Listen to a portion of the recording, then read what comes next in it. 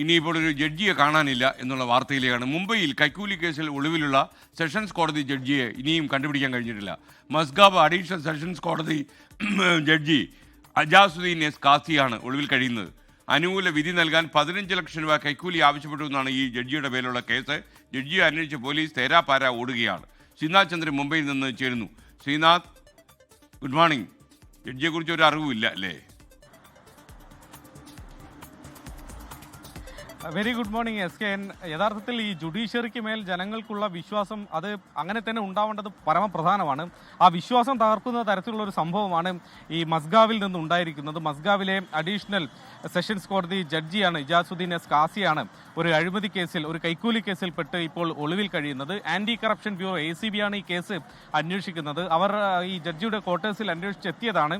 പക്ഷേ അവിടെ ജഡ്ജി ഉണ്ടായിരുന്നില്ല. പിന്നീട് ഇപ്പോൾ ഒരാഴ്ചയിലധികം സമയമാവുന്നു. ജഡ്ജിയെ ചോദ്യം ചെയ്യുന്ന അടക്കമുള്ള കാര്യങ്ങളിൽ നിയമപ്രശ്നങ്ങളൊക്കെ മറികടക്കാനുള്ള ശ്രമം പോലീസ് നടത്തുന്നുമുണ്ട്. ഹൈക്കോടതി അതുമായി ബന്ധപ്പെട്ട് സമീപിച്ചിട്ടുമുണ്ട്.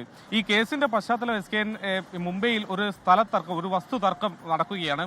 അതിൽ കക്ഷികളായ 2 ഭാഗങ്ങളുണ്ട്. അതിൽ ഒരു ഭാഗത്തെ ജഡ്ജിയുടെ സഹായി ക്ലർക്ക് തന്നെ സമീപിച്ചു. 25 ലക്ഷം രൂപ തന്നാൽ ഈ കേസ് തീർത്തു തരാം, അനുകൂലമായ ഒരു വിധി ഒപ്പിച്ചു തരാം എന്ന് പറയുന്നു. പിന്നീട് അത് വിലപേശി 15 ലക്ഷത്തിലേക്ക് കുറയ്ക്കുന്നു. ആ 15 ലക്ഷം രൂപ കൈമാറുന്നതിന് മുമ്പാണ് ആന്റി കറപ്ഷൻ ബ്യൂറോയ്ക്ക് ഈ വിവരം കിട്ടുന്നത്. അങ്ങനെ ഈ ക്ലർക്കിനെ കൈയോടെ തന്നെ ഈ പണവുമായി പിടികൂടുകയും ചെയ്തു. ക്ലർക്കിനെ കൊണ്ട് ക്ലർക്കിന്റെ വാട്സപ്പിൽ ഈ ജഡ്ജിയെ വിളിപ്പിക്കുന്നുണ്ട്. ഞാൻ പണവുമായി എത്താമെന്ന് പറഞ്ഞു. ജഡ്ജി ക്വാർട്ടേഴ്സിലേക്ക് വരാൻ പറയുന്നുണ്ട്. അങ്ങനെ ഈ ക്ലർക്കുമായി ACB ഉദ്യോഗസ്ഥർ ജഡ്ജിയുടെ വീട്ടിലെത്തുമ്പോഴേക്കും ജഡ്ജി അവിടെ നിന്ന് കടന്നു കളഞ്ഞിരുന്നു. വീട്ടിൽ ആരുമില്ല. ഇപ്പോൾ ഏതാണ്ട് ഒരാഴ്ചയിലധികം സമയമാകുന്നു. ഇപ്പോഴും ജഡ്ജി എവിടെയാണ് എന്ന കാര്യത്തിൽ യാതൊരു വ്യക്തതയുമില്ല. ചന്ദ്രകാന്ത് വസുദേവ് എന്ന ക്ലർക്ക് ഇപ്പോഴും കസ്റ്റഡിയിൽ തന്നെയാണ്. അദ്ദേഹം ജാമ്യാപേക്ഷ ഇന്നലെ കോടതിയിൽ സമർപ്പിച്ചിരുന്നു. ഇപ്പോൾ ഏതായാലും പോലീസ് അതിനെ ശക്തമായി എതിർക്കുകയും ചെയ്തിട്ടുണ്ട്.